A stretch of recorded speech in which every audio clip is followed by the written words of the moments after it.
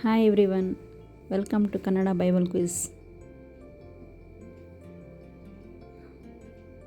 ಯೇಸು ತನ್ನ ಮೊದಲ ಇಬ್ಬರು ಶಿಷ್ಯರನ್ನಾಗಿ ಯಾರನ್ನು ಆರಿಸಿಕೊಂಡನು? ಆಪ್ಷನ್ ಎ ಮತ್ತಾಯ ಮತ್ತು ಫಿಲಿಪ್ಪ, ಬಿ ಯೋಹಾನ ಮತ್ತು ಆಂದ್ರೆಯ, ಸಿ ಯೂದ ಮತ್ತು ಯಾಕೋಬ, ಡಿ ಸಿಮೋನ್ ಪೇತ್ರ ಮತ್ತು ಆಂದ್ರೆಯ. ಇದಕ್ಕೆ ಸರಿಯಾದ ಉತ್ತರ ಸಿಮೋನ್ ಪೇತ್ರ ಮತ್ತು ಆಂದ್ರೆಯ.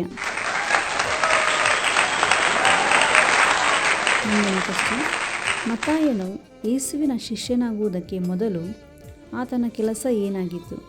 ಆಪ್ಷನ್ ಎ ಫರಿಸಾಯ, ಬಿ ಸುಂಕ ವಸೂಲಿ ಮಾಡುವುದು, ಸಿ ಮೀನು ಹಿಡಿಯುವುದು, ಡಿ ವ್ಯವಸಾಯ. ಇದಕ್ಕೆ ಸರಿಯಾದ ಉತ್ತರ ಸುಂಕ ವಸೂಲಿ ಮಾಡುವುದು.